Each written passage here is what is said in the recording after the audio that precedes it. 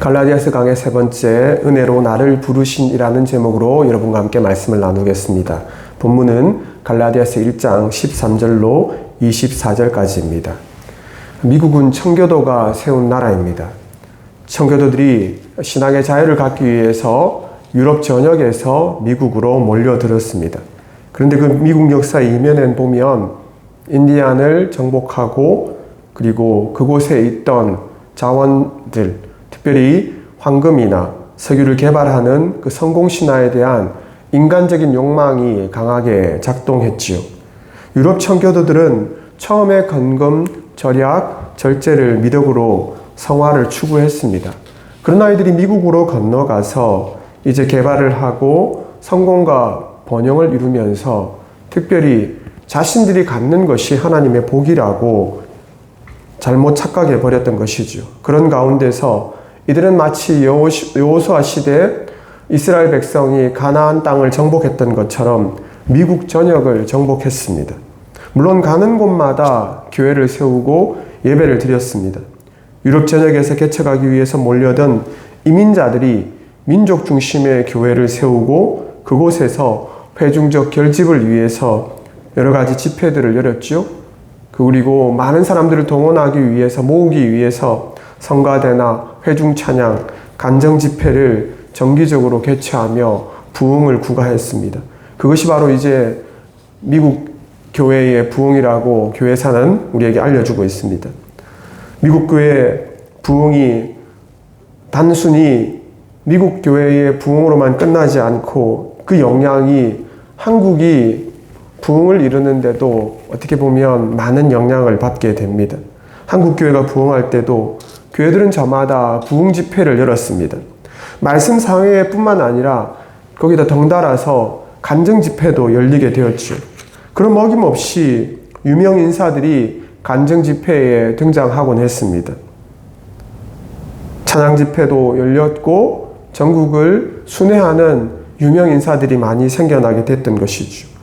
연예인들이나 정치인, 교수, 목회자 구분하지 않고 교회의 부흥을 위해서라면 어떻게 보면 이 교회 저 교회에 많은 이들이 동원되고 무분별하게 이들이 초청받아서 말씀과 자신의 회심 과정을 증거하곤 했습니다. 그러나 그것이 한풀 꺾이게 된 계기가 있죠. 코로나19가 번지자 교회들은 전도 집회를 온라인으로 어떻게 보면 예전에 비하면 매우 작은 빈도수로 개최하고 있습니다. 활발하게 외부 강사를 초청하지 못하는 모습들도 보게 되죠. 어떻게 보면 그것이 자정작용을 하는 일환이라고 여겨지기도 합니다. 하나님은 분명히 간증을 통해서 부흥의 역사를 펼쳐 가셨습니다. 그것 자체가 전적으로 나쁘다라고 말할 수 없습니다. 그런 확실한 변화가 있는 사람이 간증자로 나선다면 금상첨화이겠죠. 유명인사를 동원해서 전도 집회를 여는 일, 그것이 교회마다 어떻게 보면 유익을 가져올 수도 있습니다. 그러나 그들의 삶을 잘 알지 못한 채 이들을 동원했다가 낭패를 본 케이스도 있습니다. 우리는 어떻게 보면 온전한 사람을 간증자로 세우기를 원합니다. 물론 온전한 사람은 없습니다. 그럼에도 불구하고 정말 이 사람을 세워야 한다라고 여긴다면 바로 그 사람은 성경에서 우리에게 간증의 모델로 제시하고 있는 바울이나 베드로 선생일 것입니다. 사도 요한도 포함해서 이 3인방이 만약에 교회들마다 선다면 교회에 많은 유익을 가져다 주겠죠. 그들 중에서도 앞권은 사도 바울일 것입니다. 그의 생애와 회심은 신자의 회심과 성화를 누구보다 잘 보여주고 있기 때문이죠. 그런데 바울은 대형교회가 자신을 초빙한다면 거절할 가능성이 100%일 것입니다. 바울은 선교사로 평생을 보냈습니다.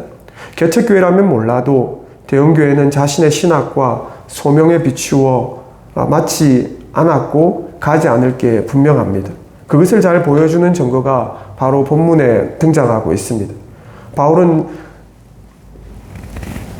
자신의 어떻게 보면 서신, 특별히 바울 서신 13권 뿐만 아니라 누가가 기록한 사도행전에서 극적 회심의 과정과 그리고 간증을 밝히고 있습니다.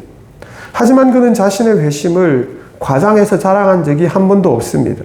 그가 회심을 밝힌 까닭은 디아스포라 유대인들을 특별히 전도하기 위해서였습니다. 그리고 자신이 하나님 앞에 받은 사도직의 당위성을 증명하기 위해서 자신이 하나님 앞에서 완전하게 변화되었다는 것을 드러내고 싶었던 것이죠.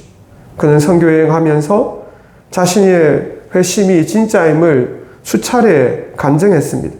그런데 그는 한 번도 섣불리 자신을 자랑한 적이 없습니다. 그런데 최근 교회 관정 집회에 보면 이 개종자들에게 의문을 가지게 되는 지점들을 발견하게 됩니다. 회심한 지 몇 년 되지도 않았는데 이들은 간증하며 설교자 행세를 하기도 합니다. 그리고 자신의 일상 속에서 치열하게 복음을 살고 있는 부분에 대해서는 잘 나누지 못하지요. 물론 그들의 이면을 잘 들여다보지 못하는 경우도 있을 것입니다. 그런데 유명하다고 해서 이들을 간증자로 세우게 되면 교회는 분명히 낭패를 보게 될 것이죠. 그럼에도 그런 이들이 등장하는 것은 한국교회가 그만큼 미성숙하다는 증거입니다. 누구도 예수 믿지 않느냐? 그러니 당신도 예수 믿고 복받아라. 그것이 이제 이들을 초청하는 교회들의 전략입니다. 여러분, 간증자들이 만약 전도 집회를 다니며 자신이 지금 이미 망한 이야기를 한다면 그 사람의 이야기를 경청해 볼 수도 있을 것입니다. 근데 그가 다니면서 기복주의를 부추기고 그냥 교회를 위해서 살라고 간증한다면 여러분 그것에 대해서는 의심해 보셔야 합니다. 성경은 여러분이 불신자를 향해 간증할 때에 삼아야 할 모델로 바울을 명백하게 보여주고 있습니다. 바울은 인기를 끌기 위해서 간증하지 않았습니다. 바울은 기독교 공동체 내에서 자기만의 영향력을 독점하기 위해서 그리고 자기 세력을 구축하기 위해서 간증자로 나서지도 않았습니다. 그저 주 앞에 받은 사도직의 사명을 감사하고 그가 하나님의 말씀을 전한다는 유일한 자기 부르심, 자기 소명을 드러내기 위해서 간증했습니다. 바울은 진짜 회심한 사람이었습니다. 그리고 하나님이 쓰시기 위해서 자신이 무엇을 준비해야 하는지 명확하게 알고 있었습니다. 그것 때문에 그는 자발적으로 광야의 시간을 수년 동안 보냈던 것이죠. 무엇보다 그를 부르신 예수의 계시, 예수님의 보증으로 인해서 그가 회심했고 자신의 사역을 감당했다는 것을 갈라디아서 본문을 통해서 그는 밝히고 있습니다. 바울은 예수 그리스도의 계시에 순종해서 이 간증을 갈라디아 교인들에게 다시 한번 알려주고 있습니다. 갈라디아서 1장 12절입니다. 이는 내가 사람에게서 받은 것도 아니요 배운 것도 아니요 오직 예수 그리스도의 계시로 말미암은 것이라. 바울은 예루살렘 힐렐 학파, 특별히 가말리엘 문화의 수제자로 훈련받았던 바리새인 중에 바리새인입니다. 히브리인 중에 히브리인이요 베냐민 지파 사람이라고 그는 자기 출생 그리고 자기 신분을 명확하게 밝히죠. 근데 주전 32년 스데반의 죽음을 주도했던 열성적인 바리새인이기도 했습니다. 바울은 유대교만이 진리라고 믿었기 때문에 예루살렘 그리고 유대, 사마리아 지역에서 특별히 교회를 박해하기 위해서 앞장섰던 인물이기도 합니다. 그런데 주님은 아무도 예상할 수 없는 방법으로 바울을 다메섹 도상에서 만나 주셨습니다. 그리고 그를 계시를 따라서 계시를 전거하는 사도로 부르셨습니다. 계시는 묵시라고도 부릅니다. 예수님은 바울에게 하나님의 구원 계획을 전파하는 사람, 그 사도로 부르셨습니다. 갈라디아서 1장 13절 14절입니다. 내가 이전에 유대교에 있을 때에 행한 일을 너희가 들었거니와 하나님의 교회를 심히 핍박하고 잔해하여 내가 내 동족 중 여러 영갑자보다 유대교를 지나치게 믿어 내 조상의 유전에 대하여 더욱 열심히 있었으나. 바울은 자기 자신에 대한 인식이 명확한 사람입니다. 그는 이전에 유대교에 있을 때에 행한 일을 또렷이 기억하고 있었습니다. 바울은 유대교를 진리로 잘못 믿고 있었다라고 고백합니다. 그리고 누구보다 열성적으로 교회를 박해했다라고 변명하지 않고 솔직하게 고백합니다. 그는 그것을 자신이 그냥 어쩔 수 없었다라고 말하지 않고 죄라고 말합니다. 잘못된 열성에서 비롯된 것이라고 시인했던 것이죠.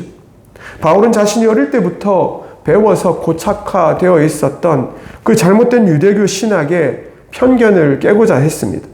예수 중심의 신학을 새롭게 배우기 위해서 일부러 그는 광야로 나아갔습니다. 그곳에서 말씀을 배우고 또 믿지 않는 사람들에게 전도하며 자신이 믿는 그리스도가 구약에서 메시아로 오신 분임을 명확하게 인식하고 확신했던 것이죠. 그 때문에 자기가 한때 유대교에 빠져 있었던 그 모습에 대해서 그는 참여하는 마음으로 죄인 중에 괴수라고 여러 차례 고백한 바 있습니다. 왜냐하면 그가 열성적인 유대교여도 곧 바리새인으로 그리스도 공동체를 박해했던 어떻게 보면 최고에 앞장섰던 사람이기 때문이죠. 그것이 자신의 죄성과 사악함이었다라고 그는 분명히 밝히고 있습니다. 그는 부끄럽고 말하고 싶지 않은 과거를 가감하지 않고 말합니다. 솔직히 교회 앞에서 그렇게 간증한다는 거 쉽지 않습니다. 그것이 자신을 돋보이게 하려고 했던 의도일까요? 그렇지 않습니다. 바울은 자신의 회심과 사도직이 오직 예수 그리스도의 계시에 의해서임을 증거하기를 원했습니다. 핍박을 뜻하는 이 디오코는 우리가 알고 있는 것보다 훨씬 더 선정적이고 극적입니다. 이를 어떻게 보면 요즘의 표현으로 하면 인간 사냥꾼이라고 말할 수 있습니다. 그는 그리스도인들을 사냥하고 그리스도인들의 생활 터전을 초토화하고 어떻게 보면 인종청소부, 종교청소부의 역할을 담당했던 인물입니다. 그가 그렇게 행동했던 이유에 대해서 그는 유대교에 깊이 심취해 있었다라고 고백하고 있습니다. 그가 무엇 때문에 그렇게 했을까요? 그가 어릴 때부터 유대교를 배웠기 때문입니다. 유대교육을 성실하게 받았고 부모님의 말씀에 순종했기 때문입니다. 그가 다소에서 디아스포라 유대인의 가정에서 태어나고 오직 유대교 그리고 부모님이 믿었던 진리, 유대교의 전통, 구전신학이 최고의 진리요 학문이라고 믿었습니다. 로마 시민권자임에도 불구하고 그는 부모님의 말씀을 따라서 예루살렘에 가서 랍비가 되기 위해서 유학하기도 했습니다. 어릴 때부터 회당에서 아람어, 히브리어, 헬라어를 배우며 조상들의 유전이었던 미드라시, 탈무드를 배우는데도 극적극적이었습니다. 학문을 사랑했고 그리고 그 학문이 자신을 하나님을 제일 잘 믿는 사람으로 만들어줄 것이라고 누구보다 확신했던 사람이죠. 그는 누구보다도 성경 암송에 열심이었습니다. 그리고 토라 구전을 외우는데도 아마 수재 1등이었을 것입니다.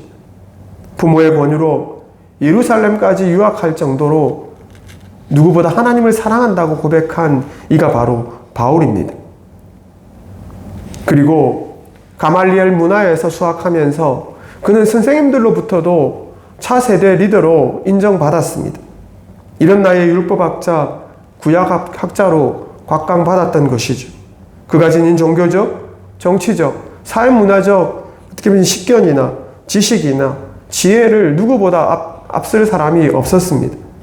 랍비가 될 공식적 자격을 갖추었고 무엇보다 기독교를 일망타진해서 유대교 중심의 이스라엘을 재건하는데 1등 공신이 되기를 꿈꾸었던 것이죠. 그가 계획했던 방향과 그런데 인생이 정반대로 흘러가기 시작했습니다. 그가 그것을 계획했을까요? 그렇지 않습니다.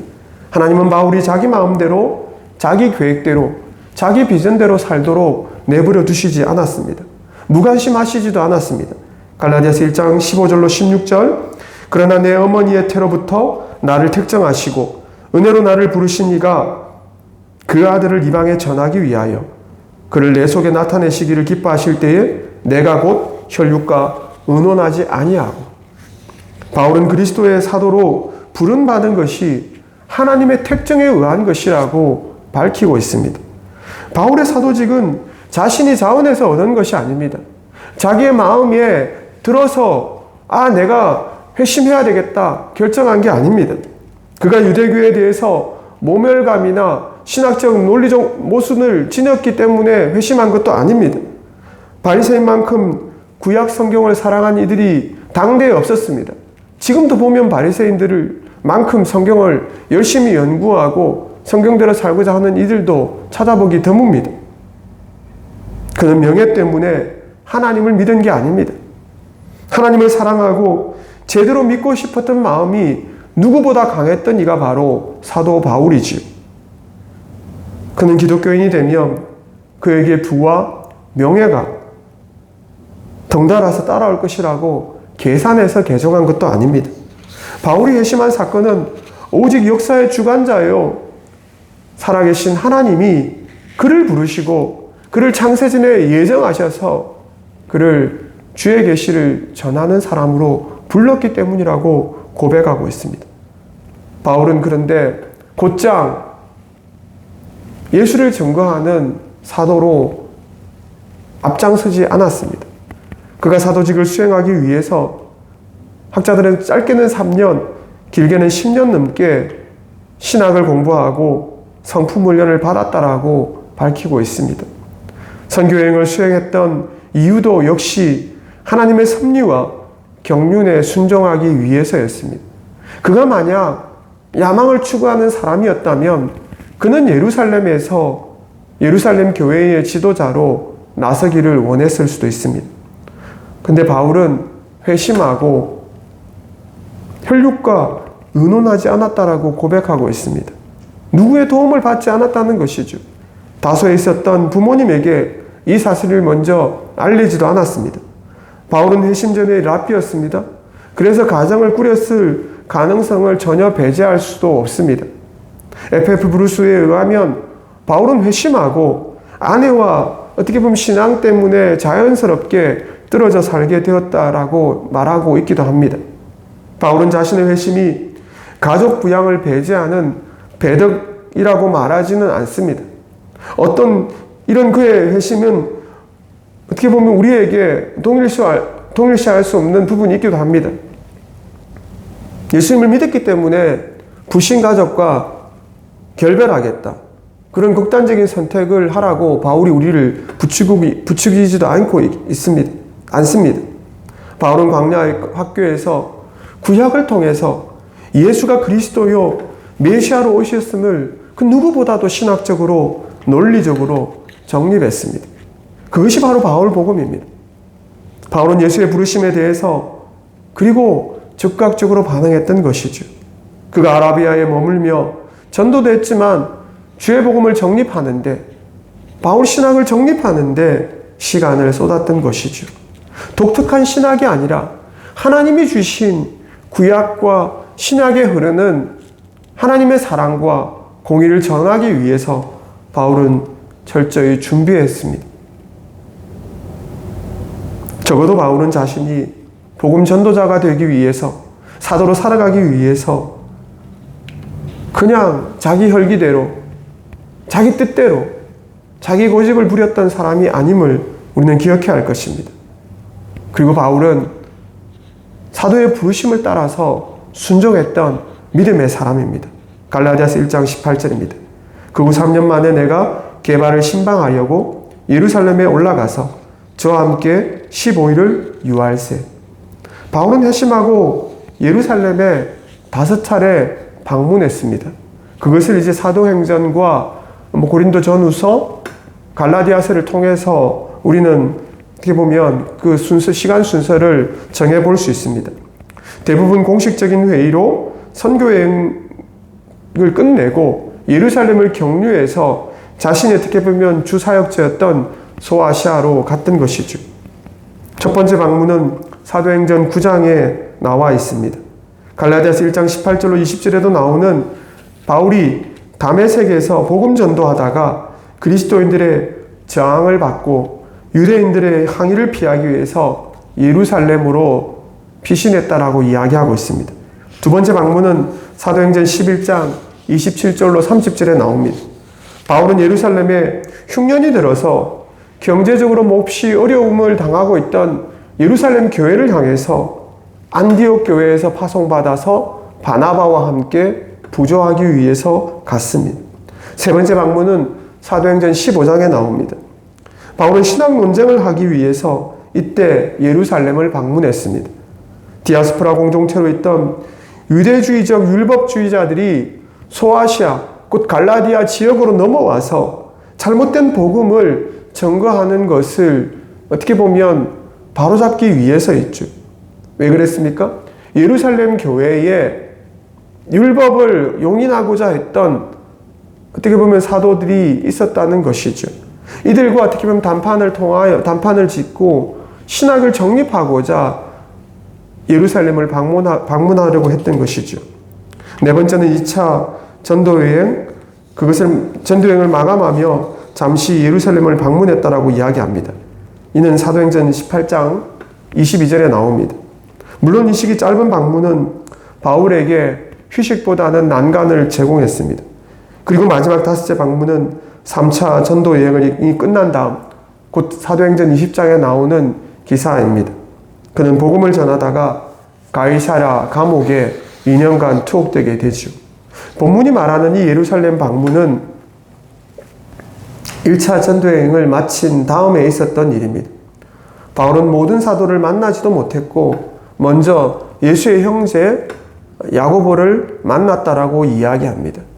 그리고 그가 이제 다시 예루살렘에 찾는 3차 전도여행 말미에 베드로를 만나기 위해서 방문했던 때가 있었다고 했죠. 그것이 사도행전 15장의 기사입니다. 갈라디아서 1장 21절로 24절입니다.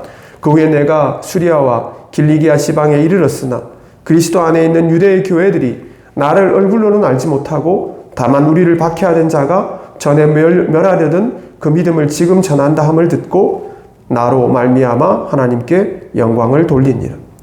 바울은 사도들의 공식 인정을 받고 교만하거나 경솔하게 행동하지 않았습니다. 그는 변함없이 겸손하게 이방인의 사도로 자신의 소명에 충실했습니다. 바울은 안정이 보장되지 않는 선교지를 선택하고 그곳을 향해서 늘 다녔던 사람입니다. 복음을 전하는 야전 사령관으로서 평생을 지냈습니다. 그런 그의 모습을 보며 그를 반대하던 사람들도 그의 대적들도 그를 인정하기 시작했습니다. 수리아와 길리기아는 바울이 태어난 다소가 있는 지역입니다. 그의 고향이기도 하지요. 그가 어릴 때 예루살렘으로 유학했기 때문에 바울을 어떻게 보면 장성하고 이미 노년이 된 바울을 알아보는 이가 거의 없었습니다. 그럼에도 그가 촉막 만든 유대인으로 있다가 교회를 박해하던 사람이었다가 극적으로 회심하고 그 다음에 신실하게 교회를 세우는 지도자로 변모한 그를 보고 그로부터 교회들이 위로를 얻었다라고 이야기하고 있습니다. 그리고 이 교회들이 바울의 힘을 보고 하나님 앞에 영광을 돌렸습니다. 바울 역시 오직 예수의 영광을 돌리기를 원했습니다.